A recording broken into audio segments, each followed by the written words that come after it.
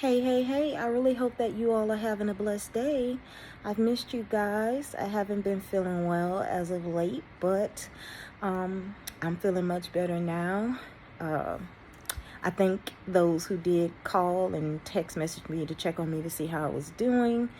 I'm well now, so let me go on ahead and move forward. The reason for this message today, it's dealing with the children. From what God was putting in my heart and what I'm gathering all together is there are children that the enemy is using to raise up against the parents. We knew that this day was coming. This isn't something that is uncommon and that we haven't heard of before, but a lot of people do not address it. Most parents, they tend to push to stick strictly to the Word of God. There are children in people's households today that when the parent speaks the Word of God and, try to raise that child up in the way that God has ordered us through the Word to do so, they come against it. They don't want to hear it. They don't want to believe it. They shut it down because they feel that within themselves, within their hearts, they are right in their actions as to what they do. And some children today, they begin to push out the will of God for them, for their lives, and they begin to be led by themselves and don't understand that when you come against your parent, especially if that parent sticks towards the will of the Father, you're not coming against them, you're coming against God. And so this is basically a warning for children who are getting out of line today, doing things that is not of the will of God. He brought me to 2 Samuel chapter 15. You could read that whole chapter going on down to chapter 16. So again, that's 2 Samuel chapter 15 and chapter 16, and is speaking on Absalom. He had gotten to a point, because we all know that David was anointed to be king, and he thought that he could do it better than his dad, especially after the scenario that happened when his sister had gotten raped and by the brother. And Absalom, he kind of strayed after that because he felt like his father's judgment in the way that he handled it was just wrong. He felt like the punishment should have been that his brother died, and so when his dad didn't handle it in the way that he saw fit, from there, he started handling and doing things on his own. Absalom was so hard-headed, he even got up, to meet the people at the gate before they could come in for counsel to David. Absalom himself would get up and go out there and meet the people before they could get to David and actually, pass judgments towards them to help them to figure out their issues. But what he didn't realize is that an imitator was not going to cut it. He was not anointed to do that. That was David's anointed to do that. And, David was anointed to do that. And regardless to how children feel today, your parents are put in your life to help you to get on track and stay on track. You cannot go against the will of God. And so, again, this is a warning going out for children who are being disobedient and not listening to what God has instilled in the parents to instill in them. It is every bit of God's will for you to prosper.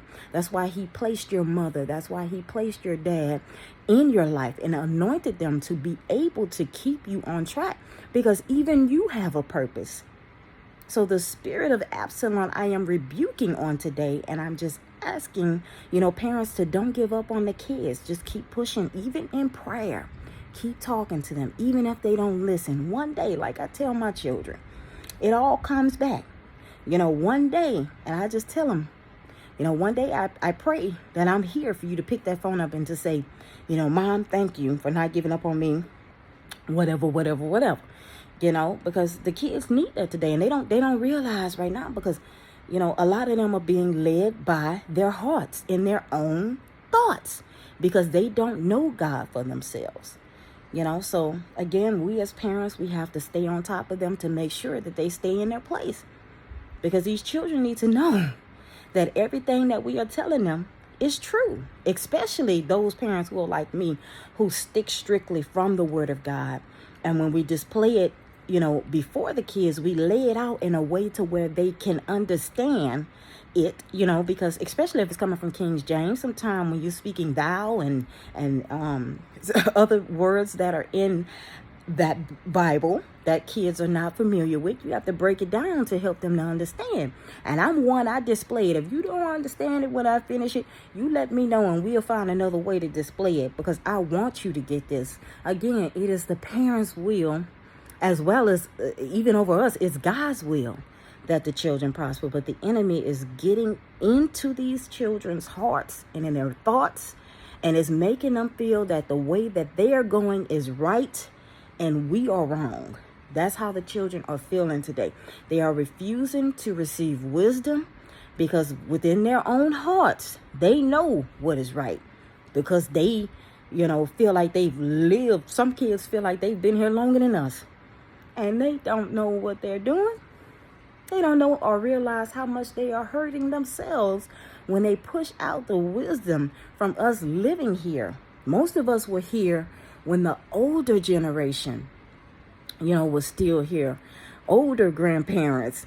We were raised old school. So, I have my oldest son try to tell me, well, Mom, the way that you were brought up back then, you and Dad, it's different now. And I understand that. Yeah, this is a different time. This is a different generation.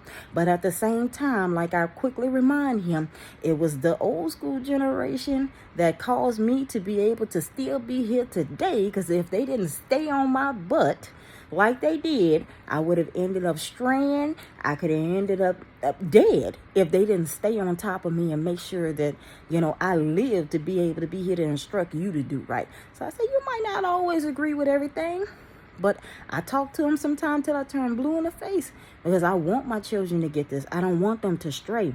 And it goes on in the Bible. It's deeper than just Absalom. I mean, you got to look at, let me see that other chapter, because it's, you can go to 2 Chronicles and you could read right after Jehoshaphat died. His son, who raised up to be king after him, slew all of his other brothers. He went totally, everything that he did after Jehoshaphat died, after watching his father do everything right in the sight of the Lord. Once Jehoshaphat died, he raised up and did everything possible known to man to become evil and wicked in the sight of God. We have to stay on top of our kids today to keep them from going in that direction, even unto the death. I'm going to always tell my kids what is right, what is wrong, even if they don't like it. Again, I'm one of those parents who stick strictly to the Word of God, because I know that that's what's going to keep me grounded. It kept me grounded, so why not believe that it's going to keep my kids grounded? So that's what I stick to. So again, that's what I was picking up today. I see this anointed mother and father trying to lead a congregation. This is even for parents who are in ministry. The kids are watching how they are doing something, and within their minds, they have already decided that the parents should step down and let them come in and preach and teach in the way that they see fit, not realizing that because you're trying to do this within yourself, you're not going to prosper. You're not. And if you don't stand down, child, and stay in your place, let God anoint you if that's something that he has for you to do. If he does not call you to it, you can't put yourself in it. And again, this is a warning for you. I am going to be praying for children, because this is real and they don't understand what they are doing. Some of them are old enough to understand what they are doing, and they just don't care. And for many of you all, God is going to allow you to continue on in your ministry, parents. You're going to stay in his will and continue to do what he put you here to do. And then when you pass on, your children will rise up, and some of them, they are going to stray. This is what I received today. And I just pray that it reaches whoever needs it. God bless you all, and I'll see you next time. Bye.